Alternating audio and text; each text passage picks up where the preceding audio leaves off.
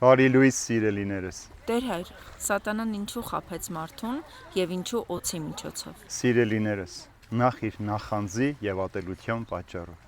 Քանի որ ինքը հրեշտակների գլուխը լինելով Արուսյակ հրեշտակապետը ապստամբեց Աստծո առջև, իր պատճառով շատ հրեշտակներ ցանցանան դժոխքի բաժին դարձան,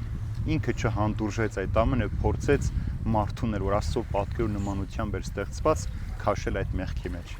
Եթե միայն իր ապստամբությունն էր, դա իր միակ մեղքը կլիներ, բայց ամեն ինչ արեց, որ մարդն էլ Աստծո հանդեպ ունեցած հնազանդությունը, որդեական սերը կորցնի եւ Աստծո հանդեպ ապստամբելով հեռանա։ Այդպես է նաեւ չար ու նախանձ մարդիկ, նրանք ովքեր որ չեն կամենում ուրիշը լավ ապրի, երջանիկ լինի, ուրախ լինի, փորձում են ամեն ինչ անել իրենցպես մեղավոր կյանքի քաշել, որովհետեւ այդ մարդկանց ցավ պատճառելով, դժբախտություն պատճառելով սատանան հրճվում է եւ կարծես թե Աստծո սրտի մեջ նետ է մտցնում, սորով խոցում Աստծո սիրտը, որտեղ դա միակ ցավն է, որ Աստված զգում է, երբ որ իր պատկերով ստեղծված մարդը, իր որդու միջոցով ազատագրված, փրկված մարդը նորից վերադառնում է մեղքին եւ սատանայի պես նախանձոտ, ապստամբ կյանքով ապրում է եւ հարատևում է այդ ատելության մեջ։ Ինչու օձի միջոցով արեց, որովհետև չար ու նախանձ մարդիկ միշտ գնում են գտնում են անիրավ կեղտոտ մարդկանց, որոնց միջոցով սուրտ վկայություններ են անում արդար մարդու իրավունքը խլելու համար։ Քանի որ օձ ինքը բնականից թույնով էր, սատանեն պետք էր այդպիսի մի գործիք,